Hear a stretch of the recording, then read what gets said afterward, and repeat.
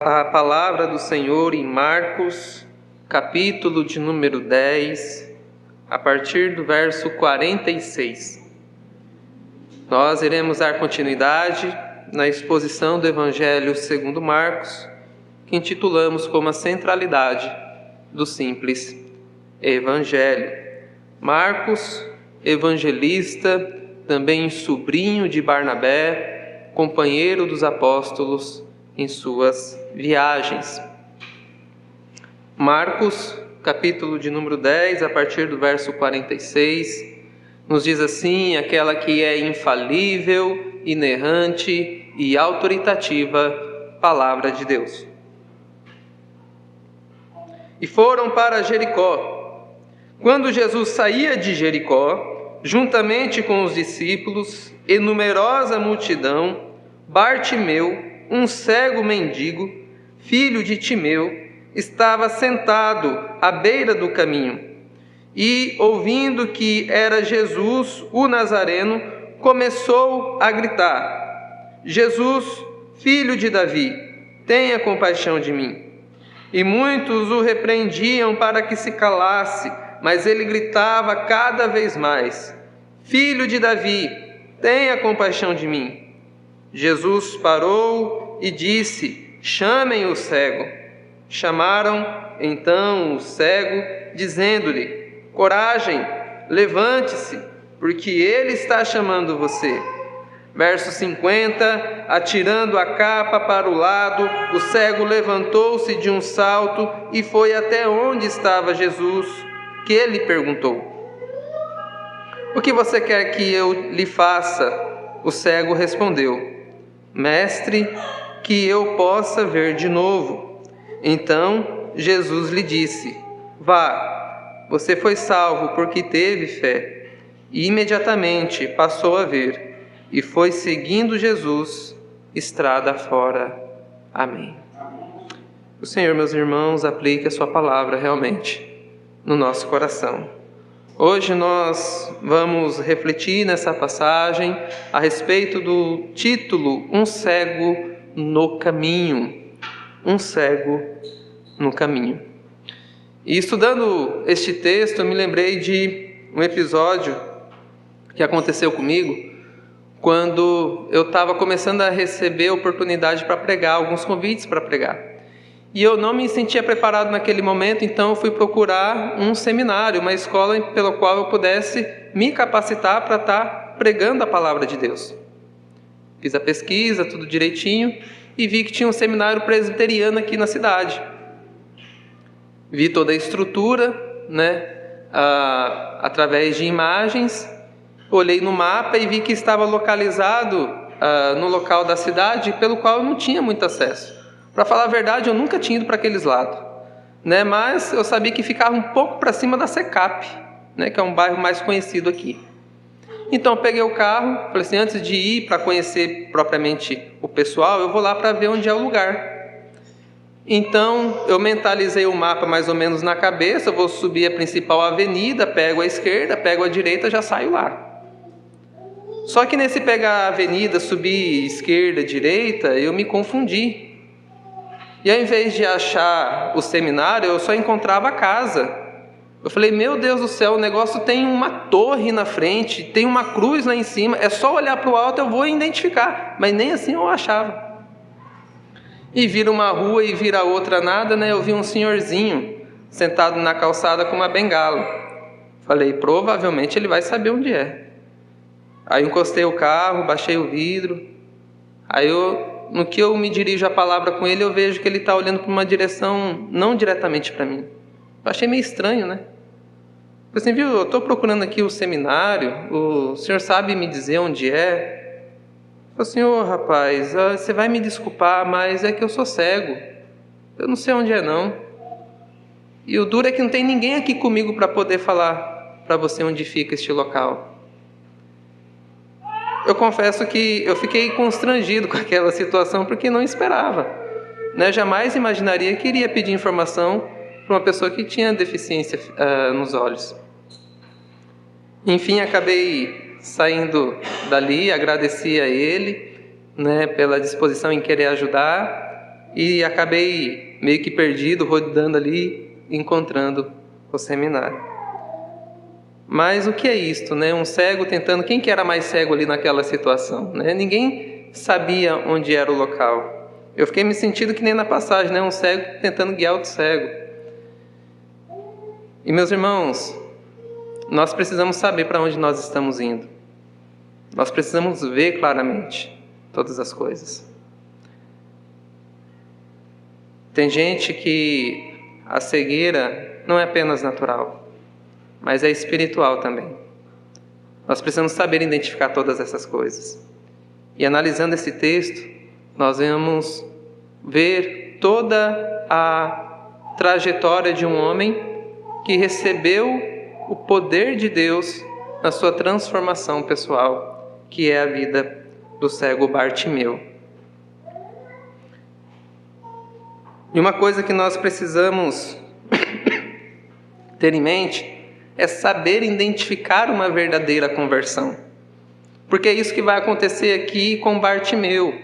Mas a pergunta de forma introdutória que eu quero fazer para você é que se você realmente sabe identificar uma pessoa que foi convertida pelo poder de Deus através da pregação do Evangelho.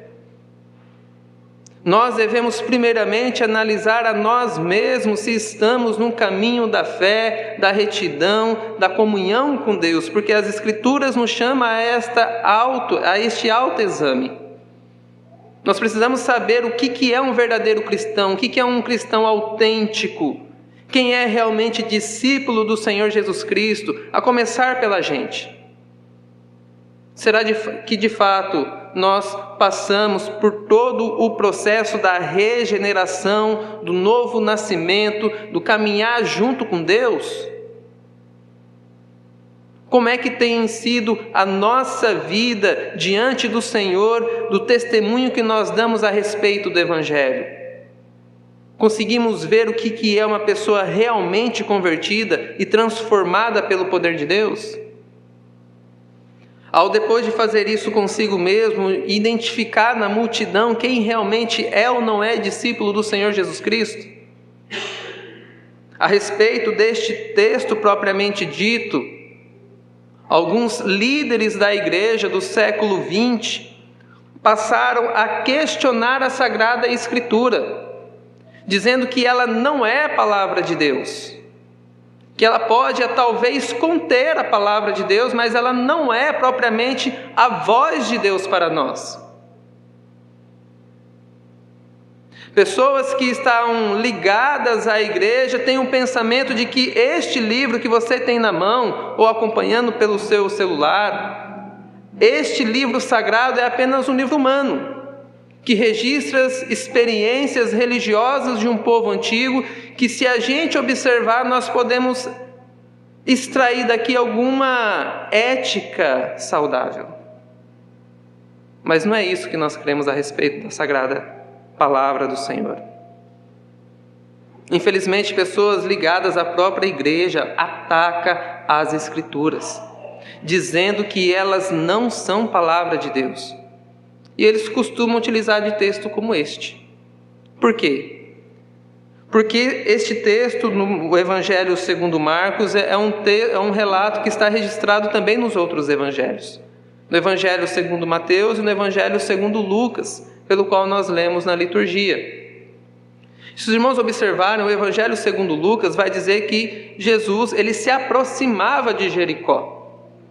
O texto de Marcos vai dizer que Jesus estava saindo de Jericó. No texto de Mateus vai dizer que tinha 2 cegos. E o texto de Marcos e o texto de Lucas diz que são um cego só. Então, o teólogo liberal ele vai olhar para a Sagrada Escritura e vai dizer assim, está vendo? Ela contém contradições. A Bíblia contém erros. Será que eles estão saindo ou eles estão chegando? Havia um ou havia 2? Meus irmãos, é simples resolver essa questão. É só termos um entendimento geográfico daquela região.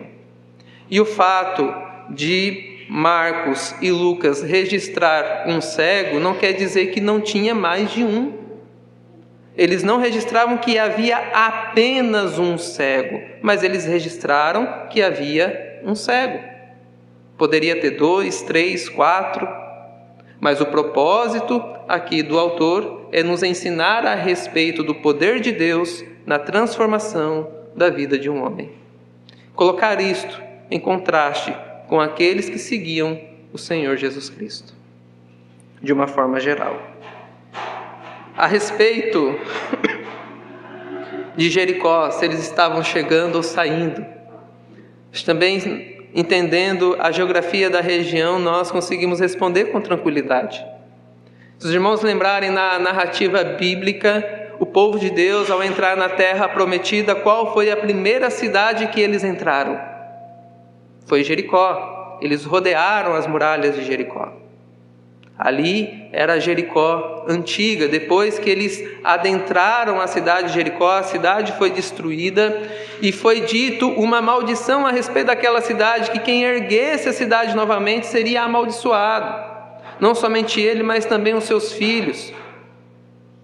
Então nós temos essa Jericó antiga. No período de Herodes, ele reedificou essa cidade nas mesmas regiões. Por isso que se fala em duas Jericó. Se você observar no texto segundo Marcos, ele vai dizer o seguinte: foram para Jericó. Quando Jesus saía de Jericó, veja que ele vai citar até mesmo 2 vezes a palavra Jericó, indicando para nós a situação geográfica do local.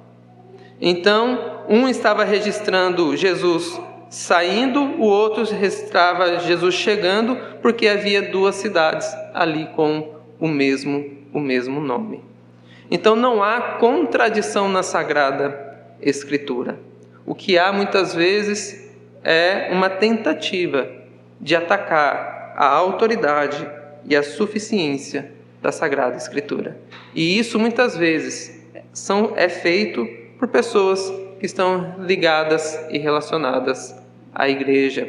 É uma evidência que precisam de terem os seus corações transformados por esta mensagem.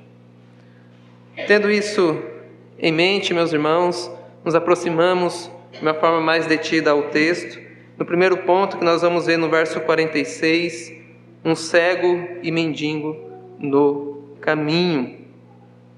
Nós vamos ver que Bartimeu, ele é o retrato de toda a humanidade na sua condição natural. Nos diz a palavra do Senhor: quando foram para Jericó, quando saíram de Jericó, juntamente com os discípulos e numerosa multidão, Bartimeu, um cego mendigo, filho de Timeu, estava sentado à beira do caminho.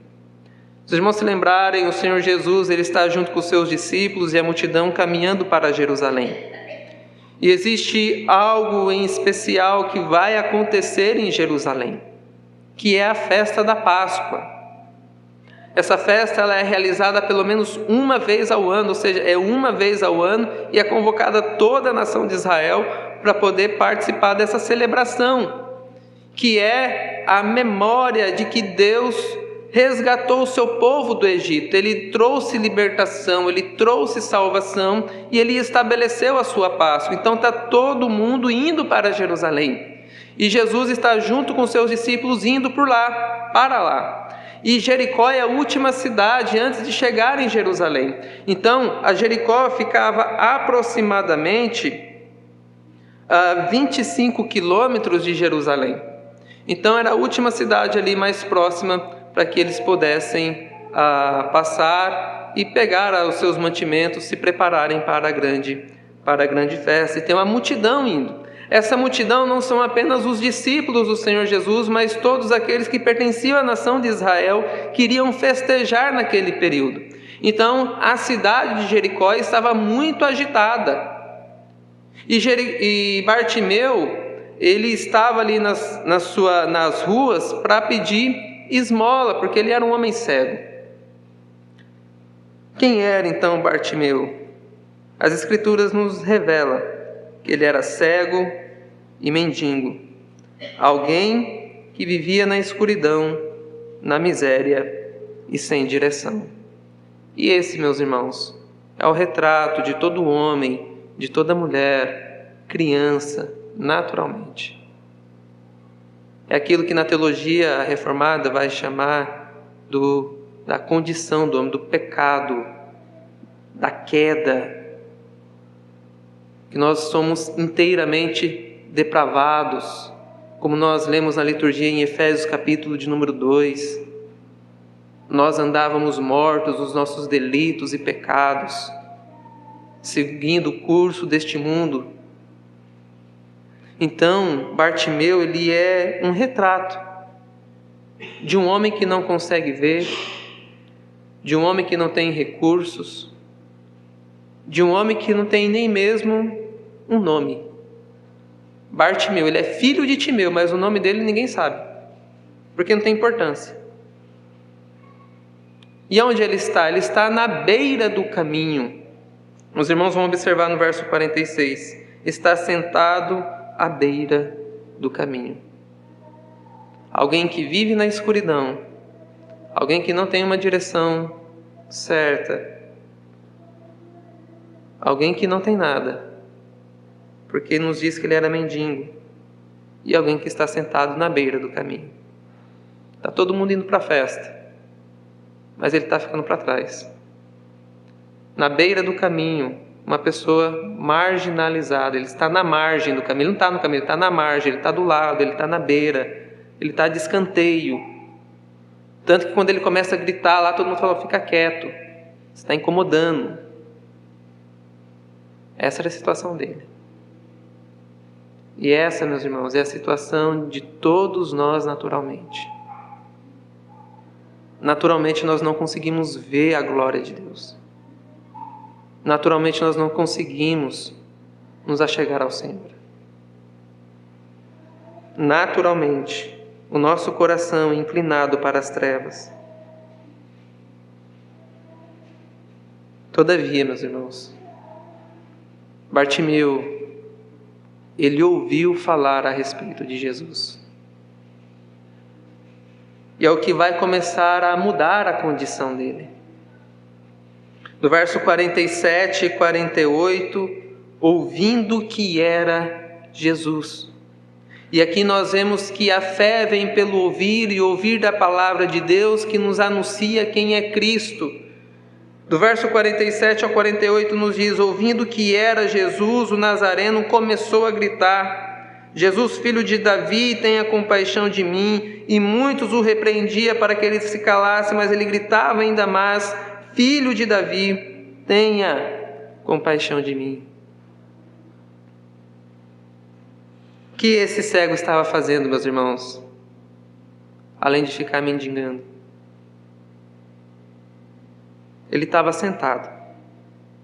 E sentado ali ele ouviu que Jesus, o Nazareno aqui é uma expressão, uma atribuição pejorativa que davam para Cristo. Mas ele ouviu falar desse Jesus.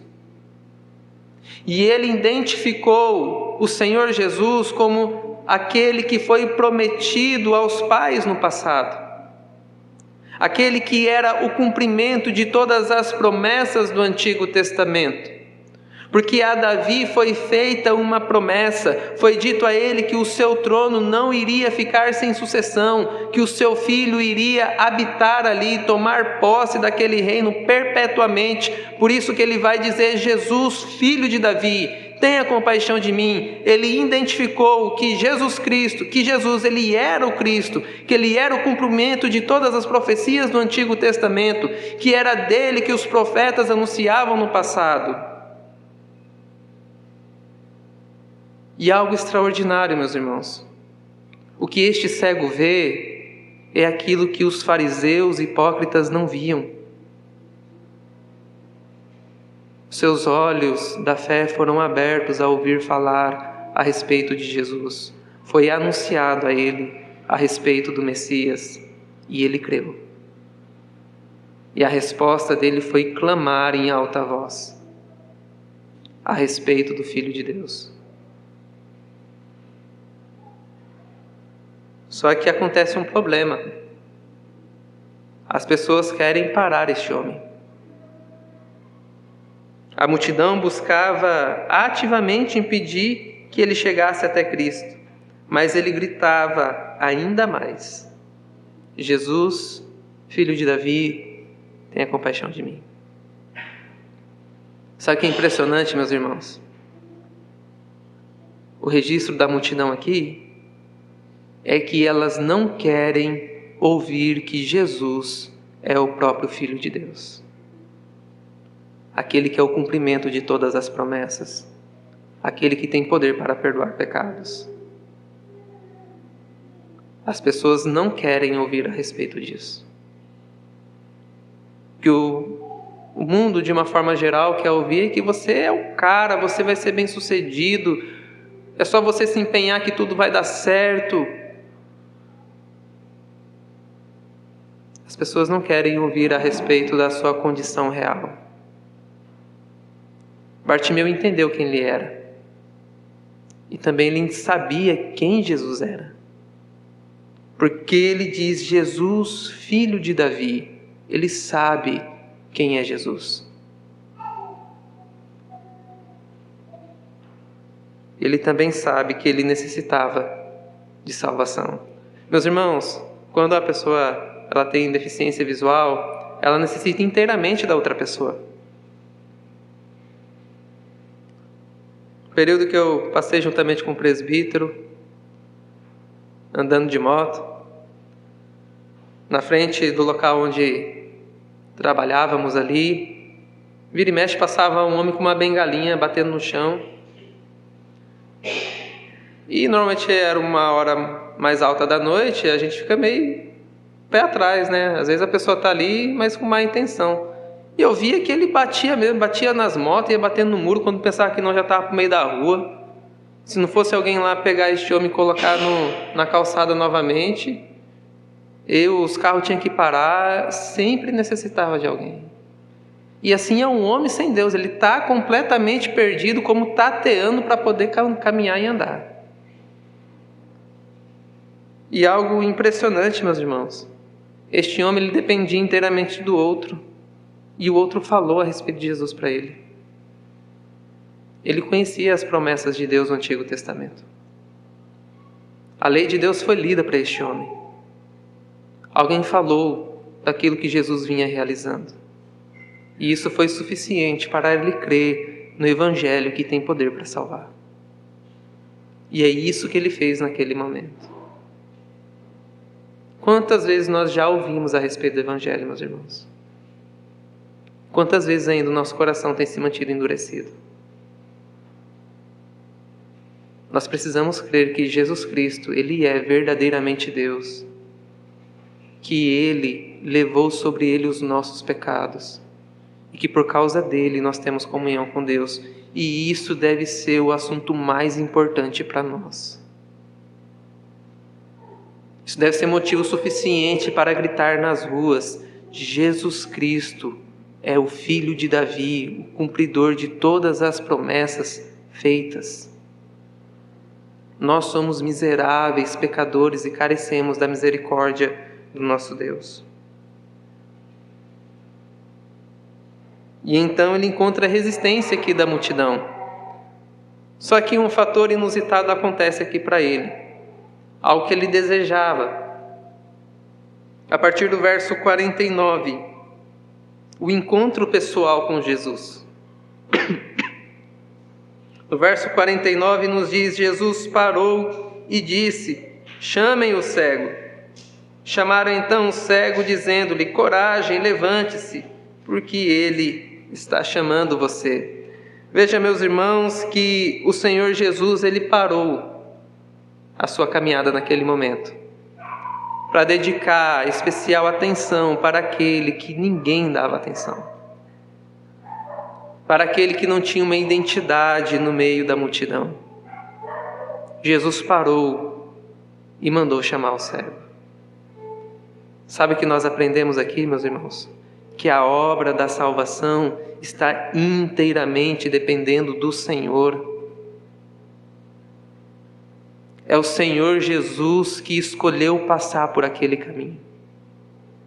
É Cristo que escolheu aquele homem para se revelar a ele. Então ele chama. E uma vez que este homem já ouviu a respeito do Evangelho, uma vez que foi concedido fé a ele, agora ele responde com alegria. Mas por que isso foi possível? Porque ele ouviu a respeito de Cristo. Deus concedeu fé e abriu os olhos da alma dele, mesmo que seus olhos naturais ainda estavam fechados. Extraordinário, meus irmãos. E então Jesus dedica atenção aqui àquele que sofre. E no verso 50 nos diz que, atirando a capa para o lado, o cego levantou-se de um salto e foi até onde Jesus estava. A capa aqui é um elemento importante nessa narrativa. A capa era uma vestimenta do povo judeu que ele se utilizava principalmente no período da noite para se cobrir do frio. Existe um registro no Antigo Testamento que, se alguém fizesse um empréstimo para a pessoa pobre, ela poderia ficar com a capa de garantir que ele iria pagar. Mas quando chegava no período da noite, ele tinha que devolver a capa para a pessoa para ela poder dormir. E no outro dia ter a capa de volta como uma garantia que iria receber. Então a capa aqui era uma vestimenta que ele utilizava para ele poder se cobrir do frio, para ele poder esticar no chão ali e fazer a sua mendigância, né? Fazer o seu pedido de dinheiro para a multidão. Então a capa era tudo que ele possuía. E veja que quando ele recebe o chamado do Senhor Jesus, o que ele faz? Ele joga a capa para o lado, ele joga a capa fora. Porque qual que é a mensagem que ele passa? Eu não vou mais precisar disso. Agora tem uma pessoa que é mais importante para mim. Agora minha providência depende do Senhor. Eu entendo que eu necessito dele, eu vou ao encontro dele. Ou seja, toda a minha dependência, toda a minha satisfação, tudo aquilo que eu necessito está em Cristo. Então, mesmo que essa capa seja algo muito importante para mim, mesmo que seja ela algo, tudo que eu tenho seja ela, mas eu vou abrir mão porque eu vou com o meu Senhor, Ele está me chamando. É isso que Ele faz. Veja o contraste com o jovem rico. Quando Jesus pede para ele abrir mão de todas as suas posses, ele vai embora entristecido. Esse é o contrário, ele mesmo já lança fora e vai ao encontro do seu mestre. Então ele tem um encontro pessoal com Cristo. E o que Cristo faz? Cristo pergunta a ele, no verso 51, o que você quer que eu lhe faça? Meus irmãos, essa é a segunda vez que Jesus faz essa pergunta. A primeira vez que ele fez aqui neste mesmo capítulo, ele vai fazer para Tiago e João. O que vocês querem que eu te faça? Qual foi a resposta de Tiago e João? Eu quero que o Senhor nos coloque um à sua direita, outro à sua esquerda, quando vier no seu reino. Eles pediram poder, autoridade, fama, riqueza, glória. Foi isso que eles pediram. E agora Jesus mais uma vez, o que você quer que eu te faça? Então o cego responde, mestre, que eu possa ver de novo. Quando ele diz mestre, Rabone, aqui ou Rabi, ele está identificando Jesus não como os outros mestres, não como um mestre da lei apenas, mas aquele que é o Senhor de toda a terra. Eu sei que o Senhor tem poder para abrir os meus olhos, porque o Senhor já abriu os olhos da minha alma. Eu sei quem o Senhor é. O pecado trouxe consequências pelo qual só o Senhor pode desfazer. Essa é a resposta. Ou seja, essa é a resposta de Timeu, ou melhor, Bartimeu, né? Timeu é o pai dele. Então, 52, Jesus diz favoravelmente a ele, vá, você foi salvo, porque teve fé. Imediatamente passou a ver e foi seguindo Jesus pelo caminho. Meus irmãos, a partir de então, veja que o encontro pessoal com Cristo faz com que vejamos as coisas como elas realmente são. Esse é o desejo dele, que os efeitos do pecado fossem desfeitos pela pessoa do Senhor Jesus Cristo. Ele não queria apenas ver por ver, mas ele desejava ver para que isso redundasse na glória de Deus. O resultado de que o coração deste homem foi transformado é que ele passou a seguir a Jesus Cristo estrada fora. Agora ele tinha um destino certo. Ele não precisava mais ficar mendigando. A fé em Jesus aqui nós vemos então que é a condição fundamental para a redenção deste homem. O que nós necessitamos, meus irmãos,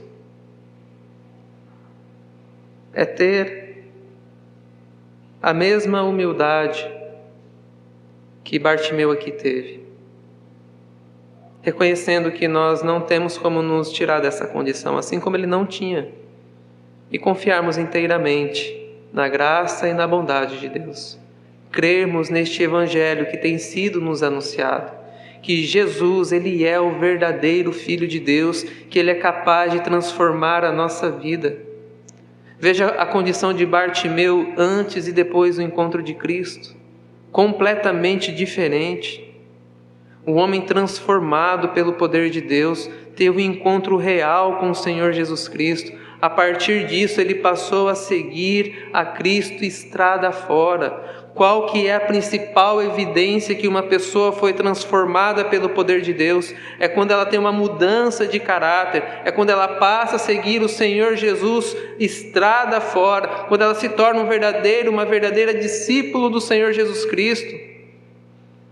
Quando ela ama o Senhor com todo o seu coração, que mesmo diante das suas limitações e dificuldades, busca agradar ao seu Senhor. Essa é uma evidência real de uma pessoa que foi transformada pelo poder de Deus.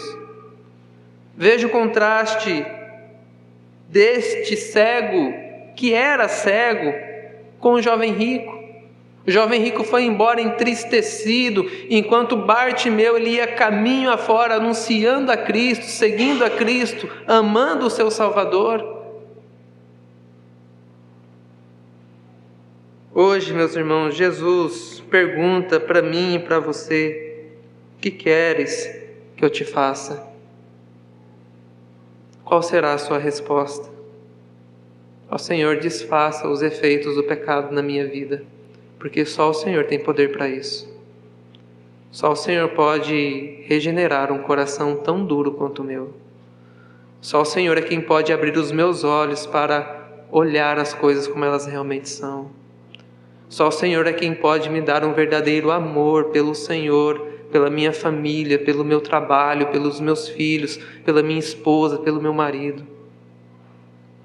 É confessar que você não ama a Deus como te é devido e que este amor só Ele pode conceder a você. E meus irmãos, Ele está disposto a fazer isso. Ele parou no caminho por causa deste homem e transformou a vida dele. Hoje, meus irmãos, saibam que Jesus está novamente nos chamando para caminhar com Ele e perguntando: o que queres que eu te faça? A maior prova de transformação em nossa vida é que nós iremos responder favoravelmente ao seu chamado. Todos nós, meus irmãos, temos um grau de cegueira que precisa ser curada pelo Senhor Jesus Cristo. Todos nós, em medida maior ou menor, todos nós precisamos ainda sermos transformados em muitas áreas da nossa vida com o Evangelho do Senhor Jesus Cristo. E caminhando para o final, meus irmãos, a conclusão que nós chegamos é que nós devemos ter a mesma confissão que o outro cego teve em um outro momento. Que ele disse o seguinte no Evangelho segundo João, capítulo 9. Uma coisa eu sei, eu era cego e agora eu vejo.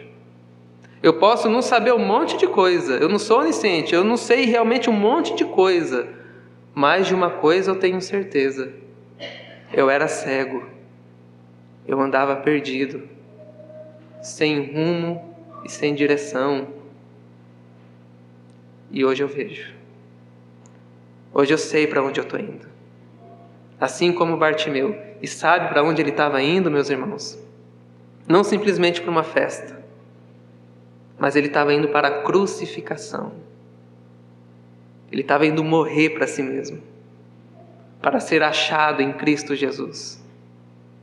Ele estava indo, sim, para uma festa, mas não uma festa física, mas uma festa espiritual, aonde seus pecados são realmente perdoados, através do sangue do Cordeiro derramado na cruz do Calvário. É este Deus, meus irmãos, que nos chama nessa noite a ter comunhão com Ele. É este Deus que abre os nossos olhos para caminhar com Ele e seguir estrada fora anunciando Jesus Cristo. Ele é verdadeiramente o Filho de Deus. Uma coisa eu sei, eu era cego e agora eu vejo. Amém.